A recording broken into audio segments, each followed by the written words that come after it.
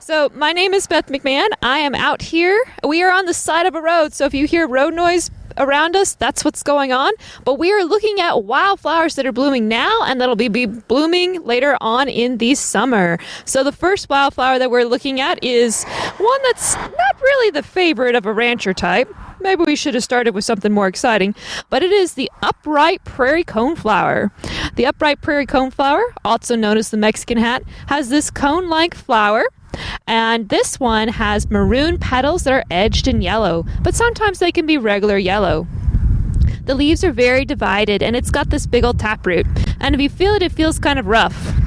Now this one, as some of you may know, this one is a survivor. So if we don't get a lot of rain this summer, it'll probably still be blooming, but not in its full, beautiful bloom and such. So let's go a little bit further. Since we're on Highway 16 in some undisclosed location, we have a Indian blanket right here, and this one is one of the really red ones. So Indian blanket can come in two different color types. It has the really red ones that you see going towards Llano and around Llano, and then this site also has the ones that have more yellow in the flower. So there's one right behind you. There it is. So this one has a little bit more yellow on the edging and such. The size isn't an issue. The one that we're looking at right now is kind of small, but they do get regular size and such. So let's go a little bit further down the road. We're looking at the wildflowers. This area is has some nice grasses here too. It's not just the wildflowers. Oh, does it have any blooms? I've encountered an interesting plant. Let's not look at this one just yet. Let's go a little bit further. Here's a good one right here. So if you have noticed this lavender purple flower just growing on the side of the road or in a pasture and such, and you're taking a closer look at it, you might think, oh, that's an odd looking plant. Well, it's called skeleton plant or skeleton flower, and the reason why it's called skeleton flower is because it has no leaves on it. Now, it has had leaves sometime in the past. That's not an issue, and it probably will have leaves again in the future. But right now, this stem has no leaves whatsoever. Now, it's not a cactus, it's not a succulent, it's a regular flower, but it just doesn't have any leaves on it. So that's why it's called skeleton plant. That flower will probably bloom a little bit into the summer, but then it'll kind of take a break, and then come fall, you'll start to see it again and such. Oh, one flower that we have to mention that's out here is called green thread. Now, when I say green thread, you're probably thinking, that's got a boring flower, it's probably green. No. We're going to wait for this car to pass. There we go. So green thread has that pretty yellow flower with the soft, dainty petals, and it's got a reddish brown center and such. If you look at the leaves, they are kind of thin and thread-like. This one is super profuse this year. It is having a great year this year. So if you see any pretty yellow flower on the side of the road, and you're driving with somebody, you probably could impress them by saying, oh yeah, that's green thread. And you'd be mostly right most of the time. Going a little bit further, we have an interesting one down here. So we have a milkweed. Y'all have probably heard of milkweeds. They're like for monarch food and that kind of cool thing. This one is an antelope horn milkweed, and right now it's not blooming. That's because it's setting seed. And so you can kind of see why it's called antelope horn milkweed, because it has the seed pods look like antelope horns. I think it's more like pronghorn, but yeah, whatever, close enough. So this one is done blooming for right now, but it will bloom again come fall. Right beside it is a dainty little flower called a diamond flower. Ooh, pretty. It has whitish or purplish blooms, and I think it's called diamond flower because, like, if you connect the sides of the flowers, they look like a square, like a zirconium, I guess. Oh no, that's not a diamond, that's a zirconium. Never mind. But that being said, the flower is still pretty, so don't disregard it whatsoever and such. Let's see. Let's go right here. So right here we have a taller flower. This one is at least knee-high or a little bit taller. It's called Engelmann's Daisy, and it's got a pretty yellow sunflower-like flower. It doesn't have that brown center, and the leaves are kind of rough to feel. They've got a big old white line down the middle, and then the sides are serrated, and then it's got a lot of hairs on the stem. And trust me, if you ever want to dig one of these up, it's got a big old fat taproot, and it is hard to dig up. So yeah, don't really try that at home. This one will bloom out throughout the summer and such, provided we get rain, but it is a nice flower. Now this one is something that you're not going to see where you have a lot of livestock grazing, because it's a candy plant. They just love it. They love eating it.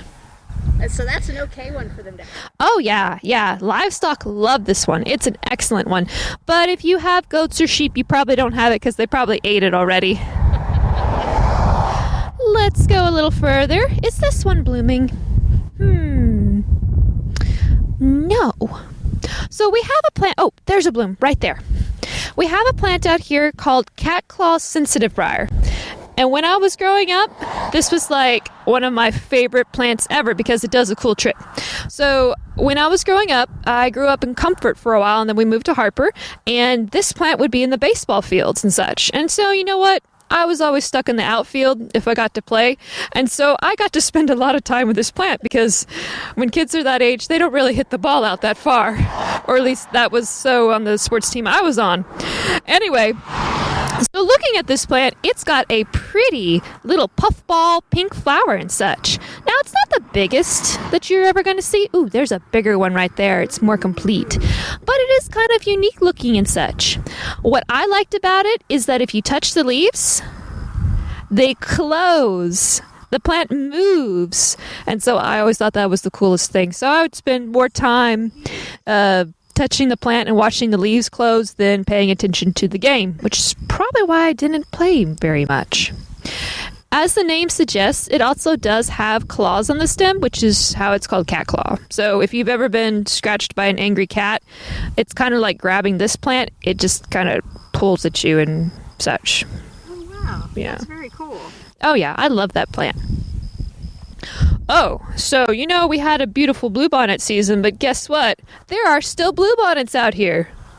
Now, this is really late. They're not supposed to be blooming this late, but nobody told them that. We'll go a little bit further, and look, there is still a bluebonnet blooming right there. How about that? That's amazing. Yep. Why would it stick around so long? It probably was just a little bit later developing its rosette. That's why it's still here and such. So this bluebonnet is having the biggest, prettiest blooms, but it's still got that pretty bluebonnet blue, a little bit of white on it. It's kind of like a smaller, more stunted plant, to be honest, but that's because it's like blooming so late. Yep. So we'll see bluebonnets again next spring. That one, though, to be honest, I have actually seen bluebonnets bloom in the fall before. Wow. It's very rare, but if the seeds fall in the right spot, I've had people send me pictures of bluebonnets like in their flower beds, and it's kind of in the fall, and it's like, what? But whatever, it's just a confused bluebonnet. Let's see. Oh, so we have a flower that fortunately many of y'all will not be seeing much more of, because I know that it's got to be the most hated plant in Gillespie County this year. This is the musk thistle. I'm sure all of y'all know this plant. This is a rather short specimen. It's only coming up to my knee, but gosh, like a really healthy one would be taller than I am. And I'm 5'6", by the way.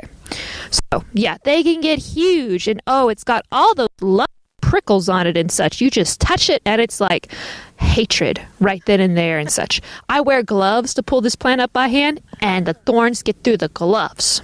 Oh my gosh. Sometimes, not all the time, and then I just tough it out. So this plant has these big old broad fat leaves. Well, this is a really skinny, pathetic specimen right here, but the healthy ones have these big old broad fat leaves. It has a taproot. Thankfully, it's not a perennial. Otherwise, we would just be overrun with this plant. It would just be, well, it's already everywhere, but it would just be everywhere all the time. It would be terrible, just absolute terrible. So, if you do with them, like, is it useful for anything? Is this plant useful for anything? Why, yes, it actually does have a use. So it's great for pollinators. I mean, some of the honey companies can make thistle honey off of it and such, because it's just so profuse, and it has a very pretty purple bloom. So yeah, it's kind of like, And when it's in mass, it actually has a very pleasant smell. It's just too much. You know what? If it was just one plant here and one plant there, then that would just be perfectly fine. But it's got to go and take over the entire pasture. And it's like, nobody wants that much of you. Come on. So, yeah, it's just too much. So it's sort of, a very pushy plant. It's a very pushy plant. It is a very pushy plant and such. Let's go back this way. What's that? Oh, that's widow's tears. So we're looking at a flower. It's got a succulent stem, and it's got 2 petals that are a bright blue, and then some yellow dots, which are the pollen parts in the middle. Now this one, I got a confession, I actually kind of hate it. Why do you hate it? Well, I hate it because it's a weed in my vegetable garden. Oh, so it doesn't do anything useful except crowd out your veggies? Yes. I'm so sorry. But it is very pretty if you're just looking for a pretty flower. It is, and it's an excellent survivor. It's very drought tolerant, and it's very difficult to pull. It's got these big old tuberous roots down there, and then just trying to yank them out of the ground, it's no fun. But since we're here on the side of a road, it's perfectly fine. There's no problem with it out here. So what are you growing in your vegetable garden right now? Oh, I've got tomatoes, I've got peppers, I've got eggplant, I've got, squashes. I've got some cool things. Oh, here's an interesting plant. Now, this one is not blooming right now, but it will be later. So this is it right here. It's got that reddish stem. This one is called... We'll wait for the cars to pass. There are a lot of cars. Huh. Okay. And then there's 2 more. Okay. So this plant is called Dotted Gay Feather or Blazing Star. It's got these slender leaves that have a little bit of hair on the leaf and such, and then these reddish stems, and it's going to have like a purple spike flower, kind of like a hyacinth. Okay. And such, but it's like super drought tolerant, and it's got like a little bulb down there. Oh, wow. I didn't know they had bulbs. That's very cool. I always think of tulips as bulbs. Oh, yeah. There's just like so many plants out there that have bulbs and such. That's very cool. So how much longer do we think we can expect to have some flowers growing on the side of the road or kind of flowing into the pastures? It probably won't be as thick, but as long as we can get rain, we'll have flowers. That's excellent. So we just have to keep hoping for rain for a lot of different reasons then. Yeah. So, well, is there anything else, last thing you'd like our listeners to know in terms of flowers or watching out for the side of the road, what to be looking out for, or are we kind of seeing the last gasp of the summer wildflowers? Well, again, it just depends on rain. I would encourage people not to mow the wildflowers until they set seed. Okay. The next intergenerational game day is March 27th at 3:30 at Llano County Library. Talk About the Hill Country wants to remind listeners that libraries are a great resource. Books are only the beginning. Patrons can take workshops on crafts, healthy living, exercise, and much more. Library apps make ebooks and Audible books available for free. We have many great libraries here in the KNAF listening area in Fredericksburg, Johnson City, Bernie, Llano, Marble Falls, Brady, Harper, and Mason, to name just a few. Make a visit to the library one of your fun field trips this week. Talk About the Hill Country is a service of KNAF and HC Broadcasting. If your business or organization has an event or a new service coming up in the days, weeks, or months ahead, contact us to be put on the calendar. Talk About the Hill Country comes on every Monday through Friday at 10 a.m. on KNAF AM 910. Call KNAF at 830-997-2197, fax 830-997-2198, or email knafnews@gmail.com.